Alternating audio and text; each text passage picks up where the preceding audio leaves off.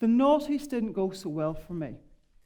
The 90s were a blast, the 2010s a bit dubious, and then we all got 2020.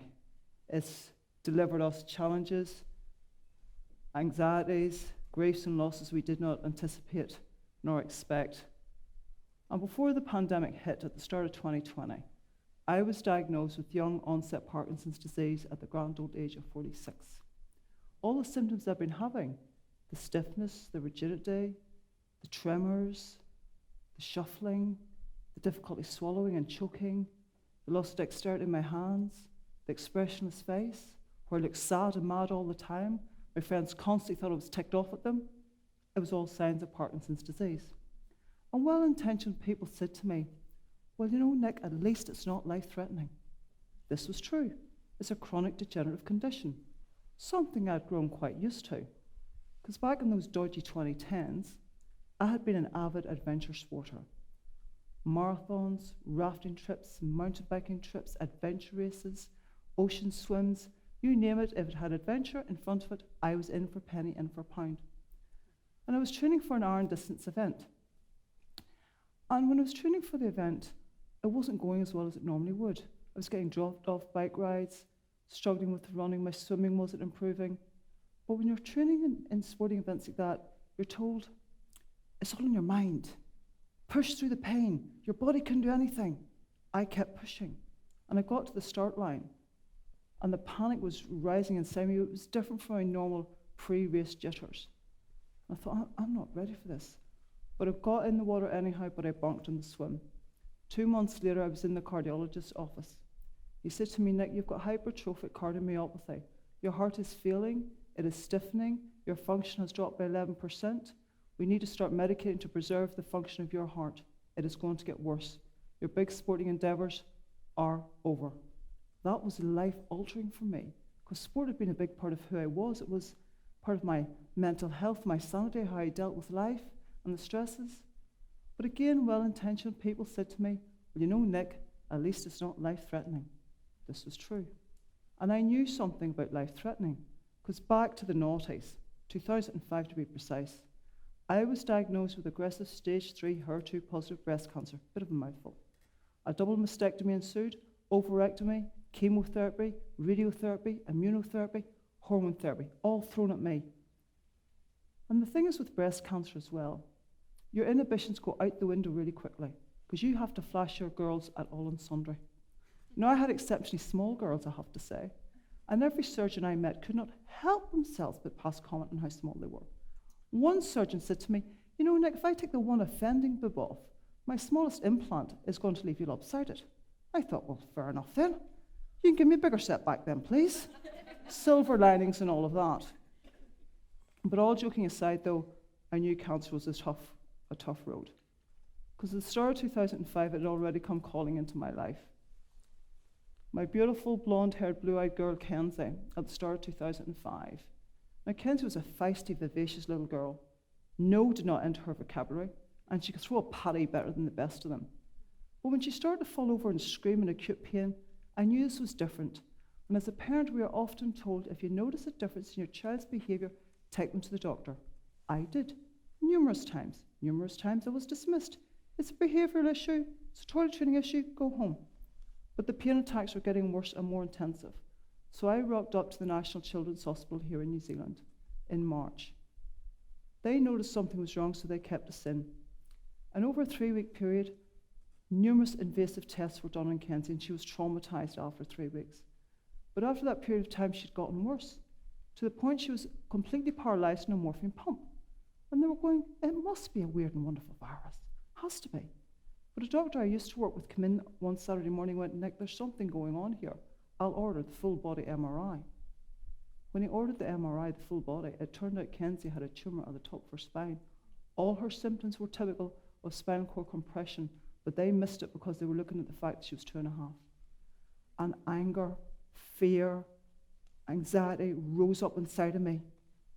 But I had to quell that because my poppet needed me more than anything. She needed her mother to wrap her loving arms around her and carry her through this journey and rebuild her life. And whenever you walk into a paediatric oncology ward, while it's poignant, sad, but it's also awe-inspiring, because these young children and young adults, while they can be so unwell and can be so sad in the moment, whenever they're feeling well, they're squeezing every moment out of life. They're living in the moment. They're experiencing it. They just want to be surrounded by love and fun and enjoyment whenever they're well enough to experience it. And through the next few months, Kenzie bounced back. The little traumatized girl, she disappeared. She blossomed again into the little vivacious, tenacious little imp that I knew. And she started to walk again with a little walker. And by the time we got to November, we actually went to Rainbow's End. And there will be an image up of Kenzie at Rainbow's End coming up shortly. She loved the roller coaster rides, especially the Gold Rush. She squealed with delight. She loved the log flume, more to the fact that her brother got completely soaked and she didn't. We were having an absolute blast. And I thought, gosh, 2006 is going to be a good year. Kenzie's doing really well. My treatment's going good. It's going to be brilliant. Cancer had other plans for us. As you know, when you're going through cancer treatment, your immune system becomes suppressed and you're at risk of infections. And Kenzie caught infections numerous times throughout her treatment. But in the last week of December, it was different. She caught an infection that she did so many times before, but this time it developed into septicemia. That whole week, that last week of December, I hoped that Kenzie's body would be able to get through this. But her little hands and feet went black. We knew she was going to lose them. We got to the 29th of December, and the doctor said to us, Nick, Kenzie is letting us know it's her time. And I said, turn the machines off and bring her to me. I brought her into this world, and I will be carrying her out to her life's end. So Kenzie's last show of strength and courage was to let go of a body that could no longer do what she needed it to do. And she died just after 12 o'clock on Friday the 29th of December. Grief brought me to my knees. I cannot put into words or articulate how I felt. It was like I was untethered from my rock. I was flailing all over the place. It was like, what's happened? This is not the way that life is supposed to be. It was overwhelming of sadness, of trauma. But in that moment, I looked at my son who was 5, and I knew how I responded to grief would ultimately affect his childhood and the man that he would become. So I knew I needed to rebuild my life from the shattered embers it was in. I knew I needed to move forward, not move on, but move forward with my grief. I knew the things that I could do within myself was to turn to the things that brought me joy and pleasure, my sport, being at nature. I would go to the beach and it would calm the storm that was in my heart and my mind. My friends and family surrounded me. Some friends ghosted us. Let them go. If they cannot be there in your darkest hour when you need someone to stand with you shoulder to shoulder, they're not worth it, because other angels will come into your life and will walk through that journey with you, and they did.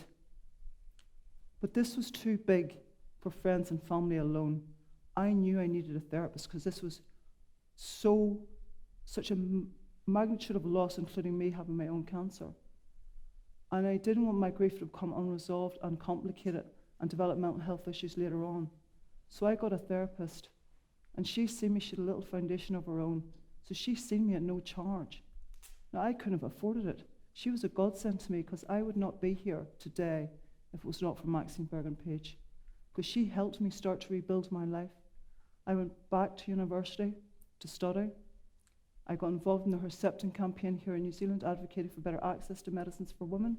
I met amazing women and advocates on that journey who are still advocating today. I was enabled to enjoy the simple pleasures of life, of raising Connor, having play dates, going to his rugby, having his parties, all those normal things that we take for granted that can bring such joy. But at nights, it was so difficult because my heart was so broken. And sometimes the tears would just not stop falling. And that's what I'm calling my good friend, Billy Connolly. I would turn on my DVD with Billy Connolly, and I would laugh and laugh and laugh. And he was my savior. I kid you not, because you cannot laugh and cry at the same time.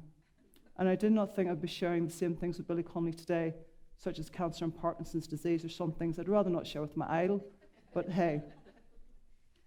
But Dr. Lewis Tonkin talks about grief, and she explains it like this. When grief happens to you, it is all-encompassing. You're right in it, the trauma. You just, every waking moment, every day, every hour, every second, you're trying to figure your life out. But it never shrinks. What it does, as I said to you, your life grows around your grief. And that's what it has for me. And sometimes other things happen that throw you right back into your grief. Sometimes it's hurtful things that people say. Somebody had said to me once when I was out, "So how come you survived and Kenzie didn't?" And I said, "Well, Kenzie got a lemon. She got a body that wouldn't work. I mean, that's it." She said, "No, she gave up the fight. You chose to be here." Anger, right back into the grief. And things like, well, a higher being loved her more. She's in a better place now. There's a grand purpose. None of these things help. Well-intentioned maybe, but they're hurtful. Don't say them. What my journey with grief taught me, and having Maxine there, was that it taught me about resilience. It taught me that there's things I can do, but I can't do it on my own. I need that community. I need professional to get me through this really tough stuff, and also to be open to the journey and to have joy in your life again, because you're allowed to be happy, but you've got to be open to it. And every year after Kenzie died, to feel the rush of being alive, I used to do big challenges. And this is me on the first year after Kenzie died, rafting the Grade 5 Wairau River. Yes, that's me absolutely wetting my pants, going, how in God's creation am I ever going to get through this? And how is resilience like rafting? Well, I'll tell you what it's like. Whenever you're going to raft a Grade 5 river, you know you can't control those rapids. You have not got a hope in heck, but you've got to accept what's coming. It's the deck you've been dealt and you've chose to get on that boat. You know that you're fit, I'm a good team player, and I've got my team members around me, my other rafters, but we're all novices. We are not going to be able to raft that river and get through it safely without having the expert to get us through, because when it all goes belly up, and it will go belly up, you're going to need them to pull you through. And that's what resilience is like. And we were also open to enjoying the experience as well. It was the thrill of the ride, and not closing your mind and your heart to experiencing it. And through all of that journey, I was so grateful to Maxine. Maxine's no longer with us. Maxine gave me an amazing gift, and that was to be able to move forward with my grief and build my life around it again, where I could function well in life, and also provide a good future for my son. I wanted to gift that back to other families, because whenever you're facing serious illness or bereavement or grief, you can fix the body all you like, but if the person inside is completely broken, you need help. You need help to resolve it, to process it, to move forward, so you don't have complicated grief and end up with mental health issues later on. So I went and set up Kenzie's Gift, a charity to support the mental health of young people and their families facing the same thing we did. And over the years since we have been established, we've supported hundreds of young people and families, delivered thousands of therapy sessions, delivered grief and resource packs throughout the country. And through that whole journey, I've had the privilege of meeting some amazing, amazing young Kiwis. And one of them has been Becca Hounsell. Becca's now 14 years old. We first met Becca when she was 7, when her mum Emma was facing terminal leukemia. Becca says her early memories of her childhood were populated with visits to the hospital, having to be quiet at home when her mum needed rest, not being able to bring little friends around for play dates because, you know, the risk of infection to Emma. She felt different from her peers at school because she felt lonely. And whenever Emma knew the impact her terminal illness was having on Becca, so she turned to us at Kenzie's Gift, and we supported them both through that journey and continued to see Becca afterwards. And as Becca said, she doesn't know what words were said or what strategies were used. She knows she was a very sad and unhappy child, but with the support that she's had, she's been able to process and learn to live with her grief and be an amazing young woman. And as I said, she's now a national rock climbing champion. She wants to be an engineer. She's given back to Kenzie's Gift by organising a big fundraiser coming up. She's an amazing young woman who will be a player in this world and has a bright future ahead of her, and will carry her mum's legacy with her. Another young person I've had the wonderful pleasure of meeting is young Luca Wolfgram.